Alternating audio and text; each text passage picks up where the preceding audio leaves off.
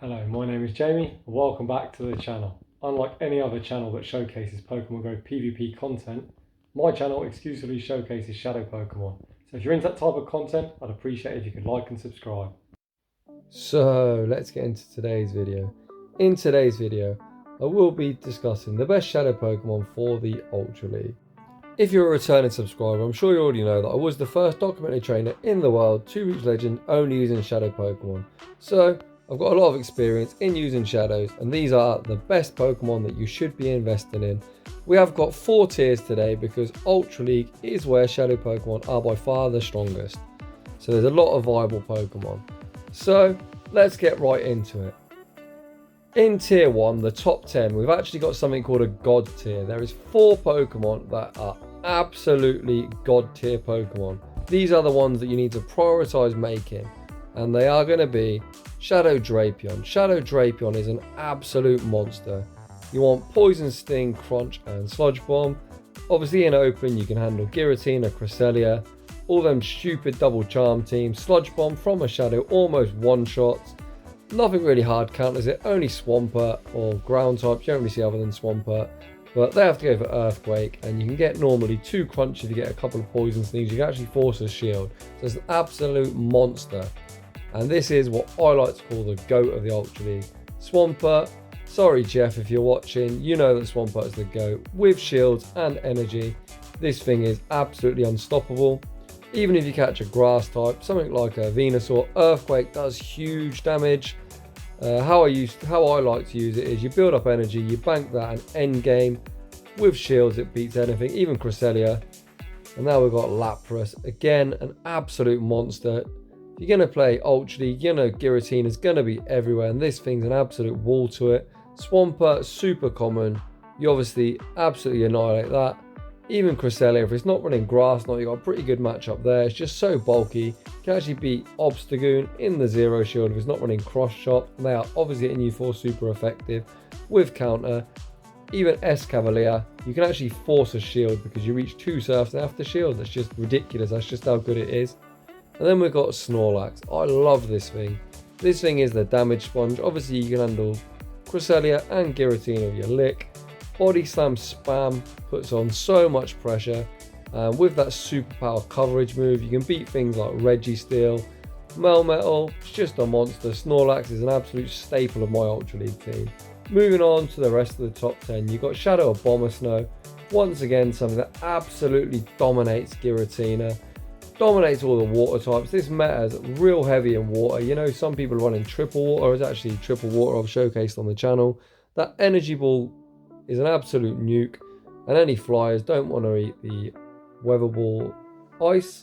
Now we've got Neato Queen, a new Pokemon in the meta, that Poison Fang debuff, so any neutral matchups like Umbreon or even Cresselia, if it's not on futures, like you just wear them down and you can beat them just by continually debuffing them. And it's a great anti-fighter. If you see a Machamp can't hit it for anything other than resisted unless it's running Payback. Speaking of Machamp, here it is. It needs no introduction. That counter, Cross Chop, Rock Slide, or even Payback, like I said previously, if you want to try and play it in open, Payback's great. It does huge damage to Cresselia and Giratina. But in Premier Cup, you're going to see a lot of Snorlax, Alolan Mark, Stunfisk. It just really handles him. It's just an absolute monster. Counter is the best move in the game. Now moving on to Venusaur, like I said in the Great League, Frenzy Plant absolutely busted, 2.22 DPE, and it really does break down that Jellicent, Ninetales, Scrafty team. Obviously resist counter if the Ninetales is on charm, and if obviously Jellicent, it dominates as well. Moving on to Gyarados, such a good response to Giratina, beats the other dragons, is not taking super effective damage. Wall to Swampert, as it can only hit you for resist unless you're running Sludge Wave. Just a real solid pick, something that I've used as a safe swap a lot in Premier Cup.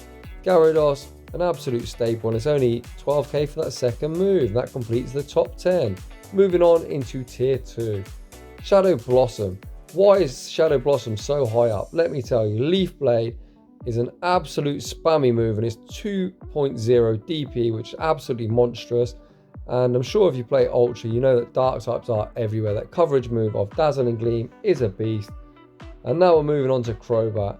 What a great anti-fighter this thing is. It absolutely walls stuff like Escavalier. Just a really solid pick. You're like Shadow Ball nuke, so if you do see a ghost or psychic type, you can potentially nuke them. It's just a really great mon. Now we're moving on to Polito. Obviously this is a Poliwag on screen, but we're talking about Polito. Why is this below in the tier 2 when so many people have made it? It's just a downgrade on Swampert. It is what it is. It just isn't as good as Swampert. Now we've got Gramble. It is the most oppressive of all the Charmers. However, it is in tier 2, not tier 1, because if you get in a mirror match with another Charm, being a Shadow, you just outbulk. Now we've got Dragonite. Once again, I haven't invested. You see the IVs on the screen because it's dreadful IV. And one of the reasons in tier 2 is the lack of bulk. Even resisted moves like Frenzy Plant and Hydro Cannon, you only take 2, so it's just lack of bulk really lets it down in my opinion. Articuno, tier 2 again, because it's not the premier ice type. Lapras is so much better than Articuno, and I'd actually say that the regular Articuno is better than the Shadow because the lack of bulk does really affect it. Now we've got Cradilly. You can see I've already got mine at best buddy. That grass knot stone edge coverage is absolutely lethal. Obviously you can hit back against one of your weaknesses against ice for super effective. It is a Pokemon I thoroughly would recommend investing in if you can get it to level 50. Now we've got Ampharos. In Premier Cup, I was using this on the Switch in the back. So many things you can absolutely delete. I'm obviously running Legacy Dragon Pulse, but you can run Focus Blast. But the thing is, in Premier Cup, so many things are weak to electric, so Shadow Ampharos is a monster. Now we're moving on to Muck, one of my favourite Pokemon. Poison Jab, Dark Pulse, Thunder Punch. Has got such great coverage on the meta. It's great in Premier Cup, Premier Classic. I did showcase it a couple of days ago in even Open, and even Open it performs fantastically. I think it's a great alternative to a Alolan Muck, and in my opinion, obviously I'm biased because I only use Shadows, I'd actually say it's better than the Alolan Muck. Now it moves on to Shiftry. Absolute lethal Pokemon, but the main issue is, I think 4 or 5 charms you get deleted.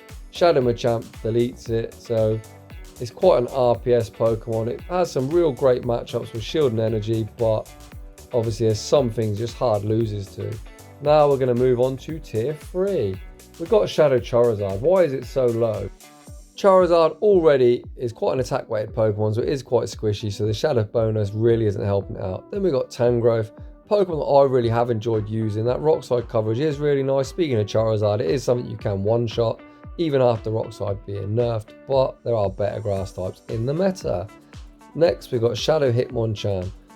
It's quite an attack weighted Pokemon, so it has got lack of bulk. However, I really like it because it's a Swiss Army knife, much like Hypno. It's got all the elemental punches. It's just really hard to obtain the candy. If you can make it, I'd recommend it. Next, we've got Shadow Polygraph. The problem with this Pokemon, why it's in tier 3, it's not really any good at being a fighter. There's obviously outclassed a water type. I think to run it, you need that Ice Punch coverage. So it's kind of one of these Pokemon, you don't really know what moveset to run. It's kind of a jack of all trades, master of none. Then you got Shadow Caesar.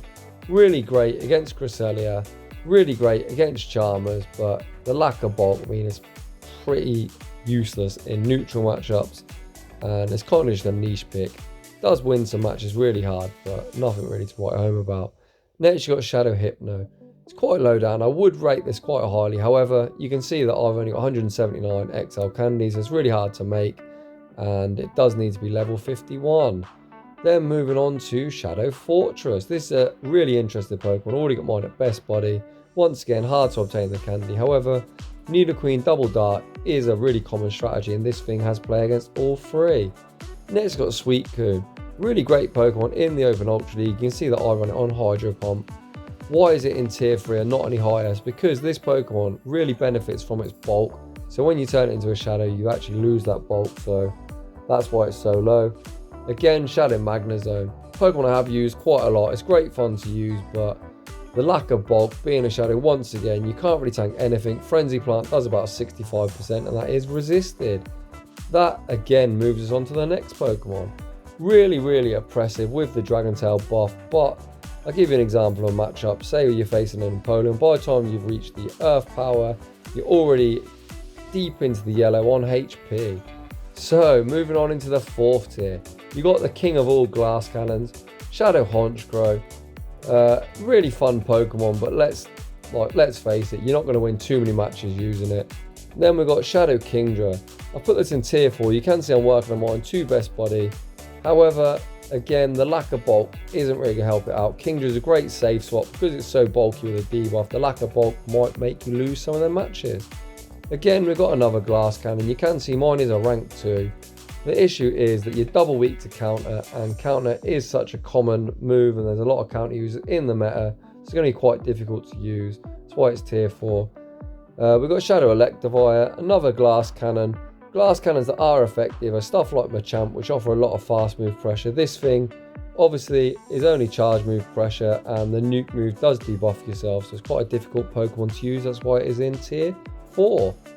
Then we've got Shadow Pincer. I really like the idea of this Pokemon, but fire is quite common and it doesn't really have that much bulk. However, I am going to try it out this season, so it's in tier 4 for now because it's a bit of a niche pick, but its moveset's pretty good with counter or Fury Cutter, and X's are in close combat.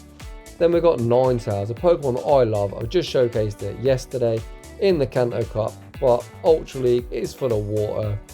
Therefore, it is in tier 4 because you're going to have to try and avoid all of those. Then we've got Golduck. I run mine on Confusion, Cross Chop and Ice Beam. Being a pure water type, not a water psychic as a lot of people expect, you can hit back against them darks. However, it is outclassed by things like Swampert, but it is a fun pick. If you've got the spare resources, you can invest one and have some fun. Then we've got Skarmory. It's probably outclassed by a couple of other flies. I think Gliscor is the fly to go for in this league. However, the problem with Skarmory is it needs to be near a hundo, which is obviously quite difficult as Skarmory grunts are very rare, and it does need to be level 51. However, if you've got a good one, by all means invest in it. Then you got the Skunk. Skunk is a great Pokemon, or Skunk Tank I should say, but its moveset is a bit slow and it's probably outclassed by Neato Queen. However, if you've got a good IV, once again it does need to be near level 50, which is why I put it in tier 4, because it's not something you need to prioritise. There's obviously better XLs to make. Then we've got Shadow Zapdos. This is a Pokemon that Oxford U did showcase me using on his channel. It's a great fun Pokemon, but once again its lack of bulk is brutal, especially now you've got XL Pokemon which are so bulky. You don't really want to be using a Pokemon that demands shields. However, if you can get shields down, Zapdos goes to town. It's a fun pick, but once again I put it in tier 4, not something you need to prioritise, and you do actually have to invest an Elite TM into it also. So this video has actually turned out to be the top 40 Shadow Pokemon to invest in. Like I said, if you're quite low on resources, the 4 you need to prioritise are them god tier Pokemon of Drapion, Swampert, Lapras and Snorlax. The rest of the top 10 as well are something you really should invest in. Even the next, the tier 2s are fantastic. The rest of the Pokemon in this video are Pokemon that have got play, but they're not something you need to prioritise, so I would prioritise the god tier, tier 1 and tier 2. I'd just like to say, at this stage, thanks for watching. If you're new to the channel, please consider subscribing, and I will see you all in the next one.